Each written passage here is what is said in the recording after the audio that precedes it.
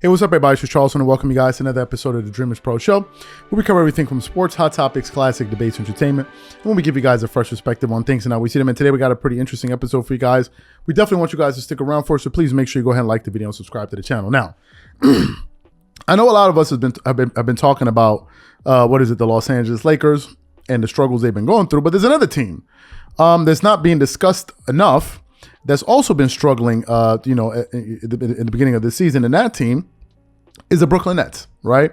Now, I've watched a few of their games, but I definitely watched the game yesterday against the Milwaukee Bucks, and it was one of the nationally televised games yesterday, and there was a lot of excitement going into it, right? Because we're getting a chance to see Kevin Durant, Kyrie Irving versus Giannis Antetokounmpo, Drew Holiday, Bobby Portis. These guys, it's always a lot of fun.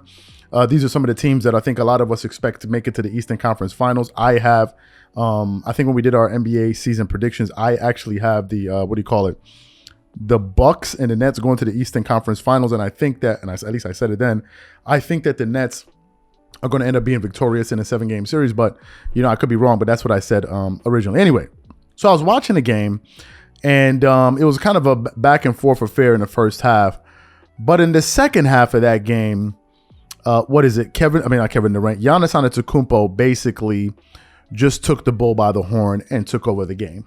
And he was basically making plays, from both ends of the court. And he basically showed the world why he is the best two-way player in the world, right? He is the best two-way player in the world. I mean, he was absolutely unstoppable. And he ended up finishing the game, think about this, with 43 points.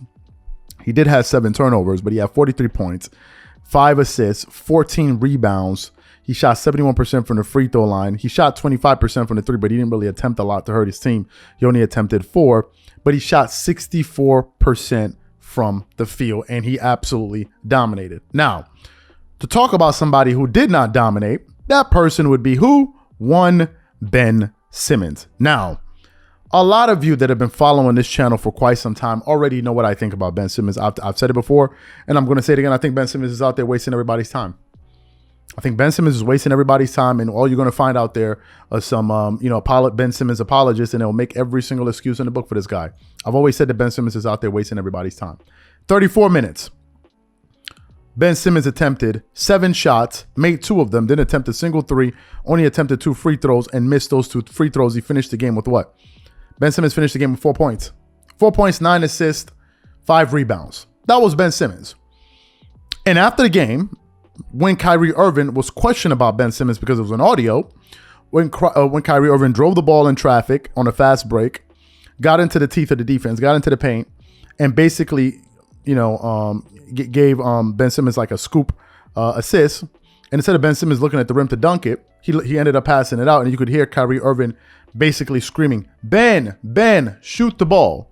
So during the post-game conference, Kyrie Irving was asked about Ben Simmons, and he had this to say. For those of you who didn't hear it, take a listen to it now.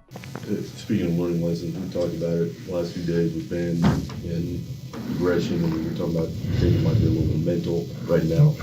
From where you sit, what can you guys do to get him to shoot it more? I mean, I just think, if we're going to come in and be honest as a team, I'm not trying to just be critical over what Ben's done right or done wrong every single night. He's a basketball player. He's a professional. He has the skills to be a great professional. He's done it in the past, and he hasn't played in 2 years. So you guys keep coming in here asking me, what about Ben? What about Ben? And it's just, he hasn't played in 2 years. Stay on. I wish I could say other words because I'm from Jersey, but we stay on him.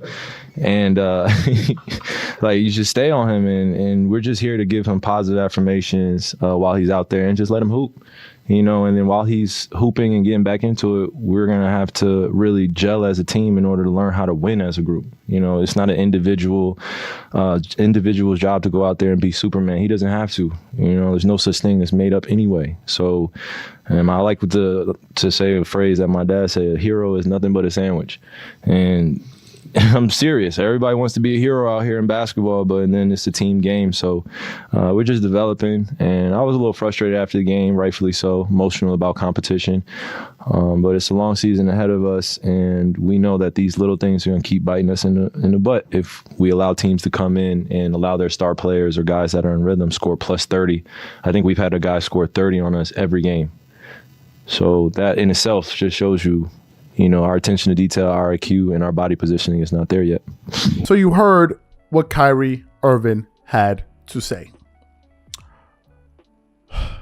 This is a problem for the Nets. This is a problem for the Nets. The Nets have a Ben Simmons problem, and it's one of the reasons I couldn't understand why Skip Bayless was defending Ben Simmons so much. I didn't see what he saw in Ben Simmons. Ben Simmons, if we look at his numbers this season, Ben Simmons is averaging, think about this. Now you can say, oh, he's coming off an injury, fine. But Ben Simmons in 30 minutes a game, 29.6 minutes a game, Ben Simmons is averaging 5.3 points per game. Five. He's attempting 5 field goals a game. 5. He's making 2.3. He's obviously going to shoot 0% from 3. He's shooting 33% from the free throw line. 33%. This is a problem. This is a problem. It's a serious problem. And in the post-game conference, you have Kyrie Irving defending. And my question is, where's Kevin Durant in all of this? Where's KD? Somebody needs to step up and say something. I think the number one issue plaguing the Brooklyn Nets is that they've yet to identify a clear-cut leader. No one really knows who's the leader of that team. And if they don't figure it out, it's going to cost them. If Ben Simmons doesn't improve, it's going to cost this team. He actually needs to improve his basketball game. There's no two ways about it. Ben Simmons has been regressing now for years. This is not what I think. Go look at the numbers. It's there for you to see. He's not getting better.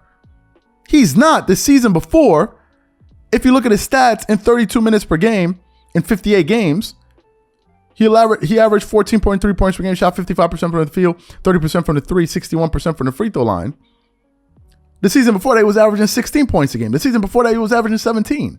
That's a decline. Now he's at 5. What is he going to finish the game? What is he going to finish the season with? 12? 12? 12 points?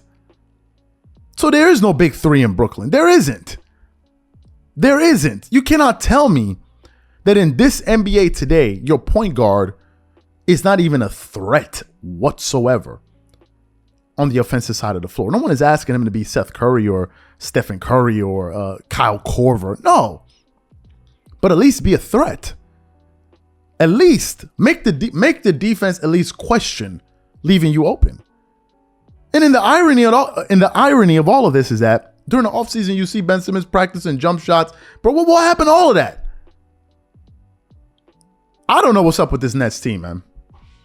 I really don't know what's up with this Nets team, and they got to figure it out. Somebody got to say something, because if they don't figure this out, if this guy doesn't start improving, it's going to cost them in the end. Oh, it's going to cost them.